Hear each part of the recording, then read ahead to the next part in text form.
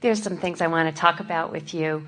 For a while, I've been thinking that I want to do something else. I want to move on. Because? Change? You want change? Yeah. I think I want to be rich and famous, and I want to make a difference in the world. And I've been really enjoying what I've been doing now. Do you have to be rich and famous to make a difference? Do those two go together? Do they have to go together? No, it's like the rich and famous would be for me. Those are just independent desires. Yeah. Yes. And I just wonder if you have any insight about that for me. Well, personally. We can clearly say to you that you can be or do or have anything that you choose. We love the energy rustle that's going out around in you, because you're saying, I have concluded as I've been observing myself that I fear change. Yeah. And then you say, and I want more change than almost anybody that I've ever known. So we say, all in good time, but those two intentions or those two statements are not going very well together, are they? And so diffuse them by saying, everything's unfolding wonderfully. And I can feel the power of my desire to have value. That's the thing that we feel within you most powerfully. In other words, you talk about being rich and famous, and we don't think that you can add value in a really powerful way without finding some of all of that. In other words, we think that they sort of all go hand in hand. But it is our encouragement to you to focus upon the thing that you can feel the most powerful within you, and that is your desire to uplift. And as you focus upon your desire to uplift, and you make statements to yourself such as, well, I'm not sure exactly how this will unfold, but I know that I will always be in that sort of environment. Then you sort of put yourself in a place where you are more ready to allow the next door that will open, and it won't feel so strange under those conditions.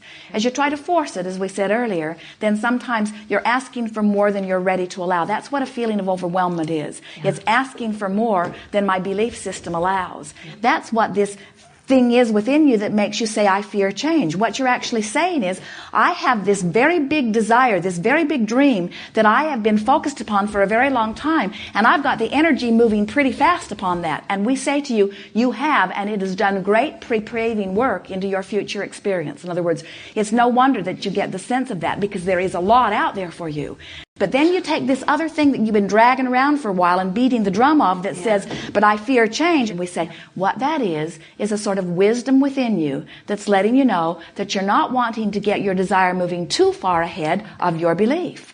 So what you say is, little by little, everything's unfolding perfectly. I know it when I see it. I make good decisions. I can tell when a door opens. I can feel when a door opens.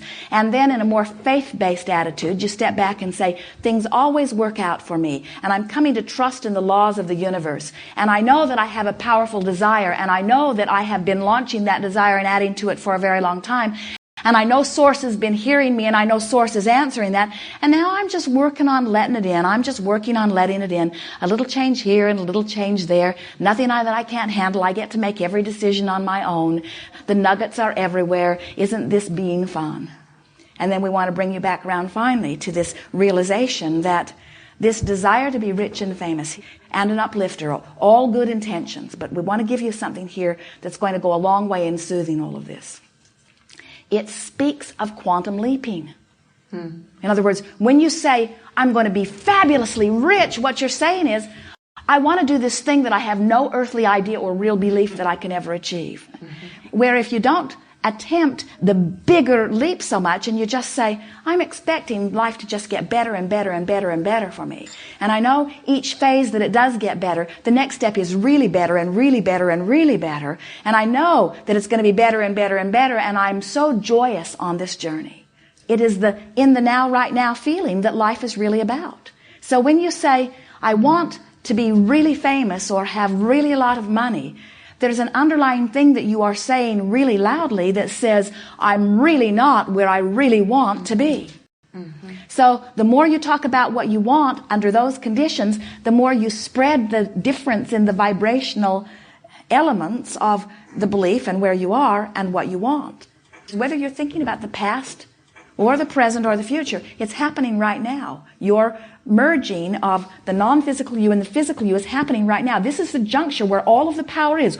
And you can tell how much power you're summoning now by how you feel, and how much of what you're summoning now you're allowing right here and now. In other words, the emotional content of your mood is letting you know everything about that merging of those energies, you see. And so everything that you want is for one reason only. You think that in the having of it, you will feel better. And we say, oh, how about choosing the thought that feels better now? When you stand here in a place that you have defined is less than you want in some way, and you say, I want to be more of an uplifter, I want to be rich, and I want to be famous, I want to be over there, we say, why? And usually you say, whether you say it or not, you say, because I'm not as happy as I would like to be over here. And we say, you got to get happy over here before what's over there can come over here.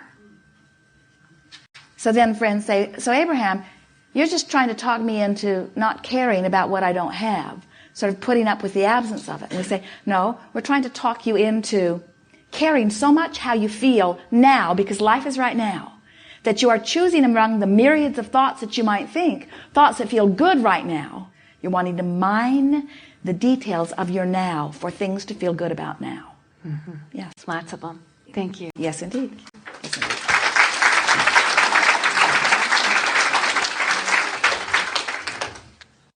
Allowing is wanting so much to feel good because you want so much to be in sync with the source that is you, that you look for thoughts, whether you are perusing the past in your memory or the present in your observing or the future in your expectation or visualization.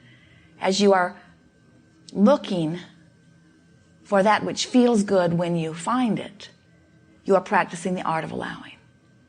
And the more you do that, the more you vibrate there. The more you vibrate there, the easier it is, because law of attraction is always helping you out. So when we talk about the art of allowing, we're really talking about the path of least resistance. Path of least resistance is a less positive way of saying it, but it really means the same thing. It's sort of like getting in the stream and going with the flow.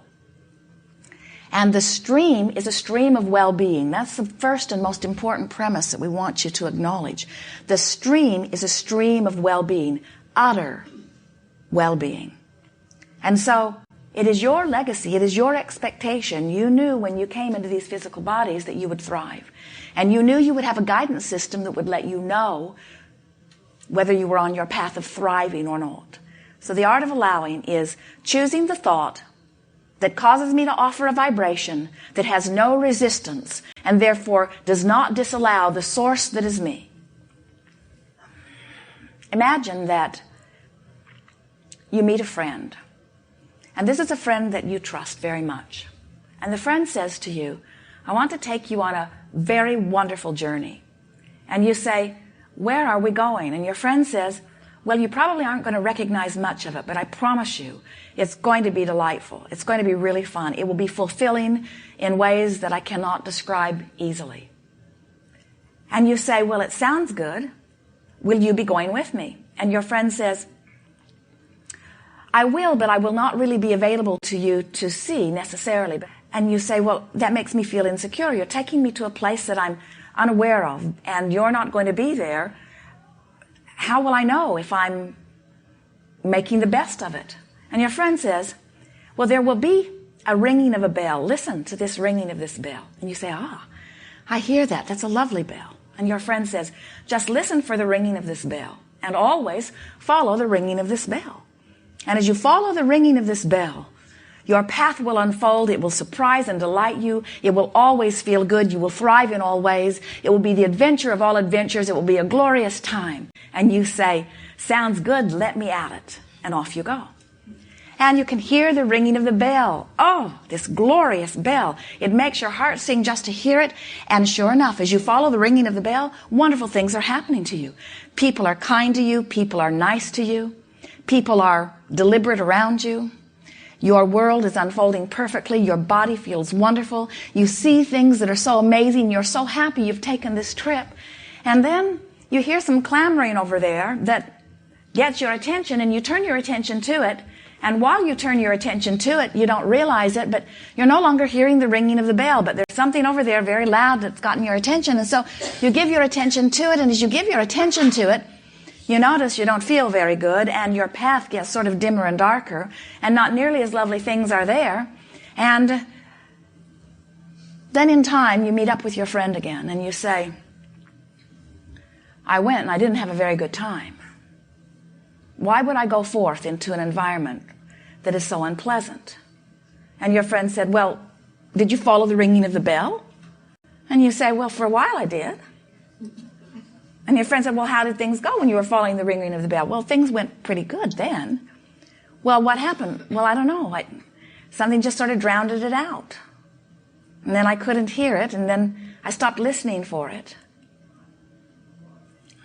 Is this ringing any bells with you? The emotions that you feel, that joy, that elation, that passion, that enthusiasm, that's that ringing bell. And as you are following the ringing of that bell, you are always in vibrational alignment with that which is your source. If you are letting other things that are clamoring in your environment get your attention, and you begin paying more attention to what's going wrong, and you forget to listen for the ringing of that joyous bell, then sometimes you say to us, Abraham, why would I come forth into this physical body? You said I am pure positive energy from non-physical. Why would I come forth into this dense human energy where there is so much contrast and so many things going wrong? And we say, you chose this contrasting experience because you knew that out of the contrast would be born the new desire. And you are a creator on the leading edge of thought. And you wanted that leading edge creative experience. You said, I will go forth into the environment and I will pay attention to the way I feel. And I will choose thoughts that I can feel alignment with Source. And I will live happily, eternally, ever after. And so here we all are, living eternally, happily ever after together, fine-tuning. And what the art of allowing really is, what this workshop is about, the value that it can be for you if you want and if you will allow it, is it will help you to reconnect consciously with that ringing bell, so that you will never again be off your path. And as you begin listening for the bell, you begin to realize that the path is not a narrow path. It's a very wide path. There are many, many, many, many, many, many, many, many, many paths that lead you along your joyful experience. Not just one, many, many, many, many, many. And they open constantly. For every desire that you have launched, you have amended it thousands and thousands and thousands of times. And Source has heard every amendment and has made the appropriate additions. Circumstances and events have been aligned in order to assist you in the receiving of what you've been amending in terms of your decisions. You never get it done. You never stop adding. And Source never stops responding to your desire. Your work is to get into vibrational alignment with what you are asking for.